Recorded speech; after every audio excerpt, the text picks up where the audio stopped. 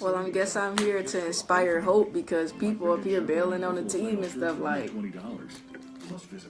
I mean, we 6-5, yeah. That Thanksgiving loss was huge, like huge.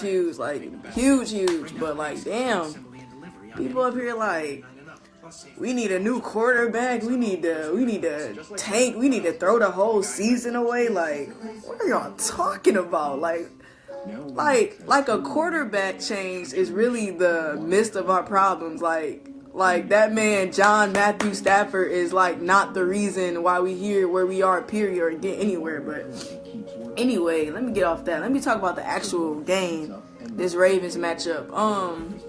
I don't want to dwell on nothing that happened in the Thanksgiving game because I really don't want to talk about it because that was just, yeah. So let's just get on this Ravens game. We had a good chance to scout the Ravens. They're going to be on short days rest compared to how many days we had. Since we played on Thursday, they just played on Monday. And I wasn't impressed by the Ravens, to be honest. They're an AFC team.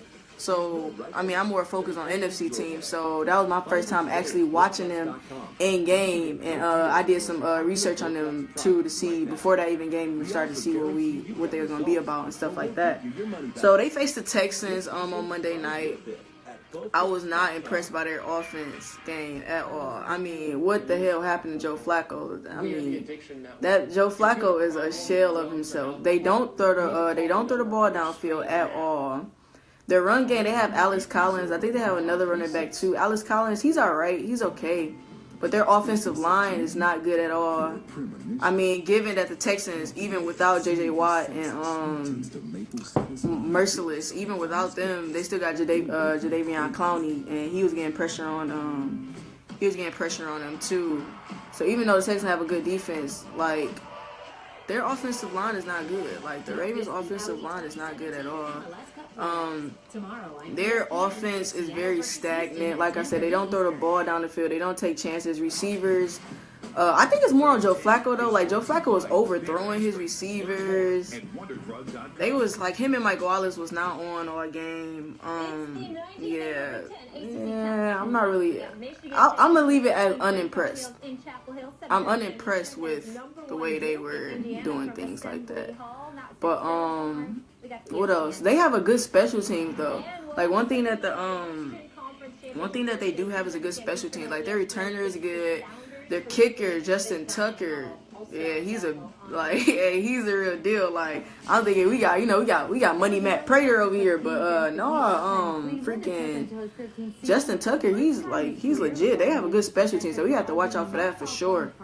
And their defense, even though I feel like their defense is, I won't say that their defense is a shell of themselves, because they still got Terrell Suggs. He may be 35 years old, but Terrell Suggs, he's still making plays and stuff like that. He for sure got to the quarterback, given it's Tom Savage, but still, But their defense is good, but I don't want to give them too much flat because their secondary is very weak. I feel like their secondary is the weakest part of their team because Tom Savage was up there.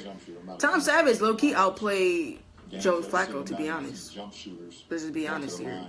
But Tom Savage did make plenty of mistakes down 2 interceptions. He's literally throwing the ball to their defense. So they do have a lot of. They're a very picky defense. I've seen that. But the quarterbacks that the Ravens have faced was Britt Hundley, Mitch Trubisky, Tom Savage, Blake Bortles. They haven't beat anybody, to be honest. The teams that they're facing, I feel like the AFC is very weak this year. I mean, you can get in with an 8-8, 9-7 record, to be honest. So I'm not really giving too much flack to Ray. I'm not trying to be overconfident at all because you never know. I'm not trying to be overconfident at all, but I'm just trying to say, like, if you really watch the Ravens play, they're not impressive at all to me. They're just not impressive. And I feel like the keys to the game would be for us is, like, we got to score early, like, period. That's not just for this game. That's for any game. Like, for us, because we just start off too slow. Start off too freaking slow. Man, I told you, like, I ain't trying to break up the Thanksgiving game, but I said we couldn't fall behind to a team like Minnesota, period. But anyway, like, yeah, we have to score early. Especially with a team like the Ravens, who their offense is lackluster at best. So they're going to try to run the ball. No, even Alex Collins not that. He's all right, but still they're still going to try to run the ball against us. I feel like we did a good job by stopping the run. Even in the Minnesota game, we stopped the run some bit. Except for that one play, they came out the freaking scrimmage of the second half, freaking ran that big giant 70-yard play on us. But other than that, we did a pretty good job of holding the run in. So I feel like we stopped the run even somewhat in this game. I feel like the Baltimore really can't do much. I feel like their defense is what's going to try to keep them in the game.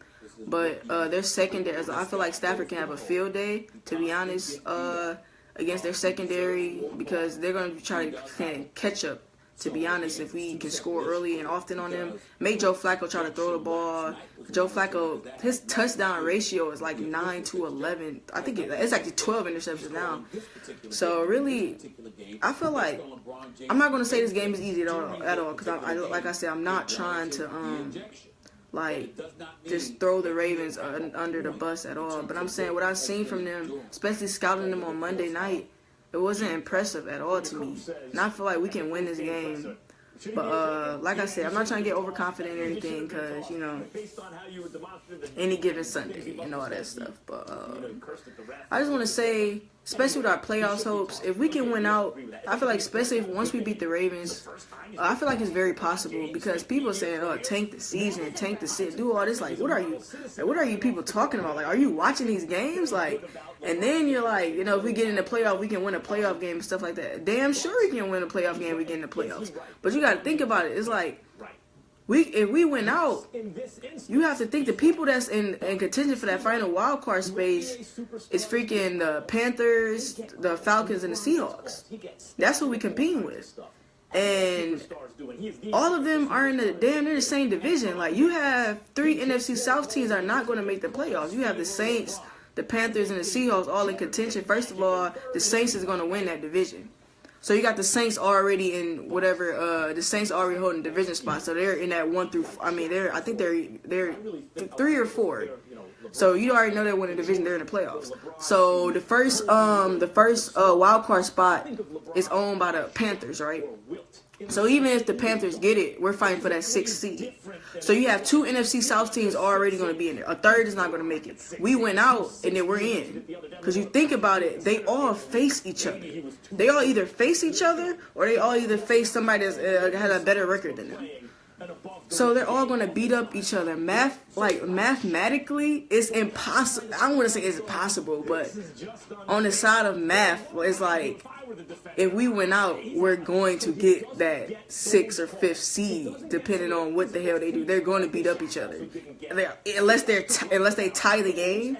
Like, come on now, like, people counting this out. And even if we get 10-6, it's going to be way harder to make it at 10-6. But 11-5, we're damn near in. So it's like people giving up faith, and like, look at who the hell we facing. I know that Minnesota game was huge and everything like that, but like, goddamn, like, people is just like, tank the season, do this, we need a new quarterback. Like, God, like, people are just on like this man's, like, come on, like, seriously, like, Staff is not, like, we wouldn't be anywhere without him. And like, and to go in our run game, I feel like it's not even a run. It's a lot of everything. It's our running backs at the same time, but it's our scheme, our run scheme. We need a new run coordinator before we give up on Amir and Theo. Theo is a playmaker. Theo, we're not expecting Theo to run for 1,000 yards. Theo is a playmaker. He's a catch the ball in the backfield, make you miss in space type of guy. You know, we're not expecting him to do that.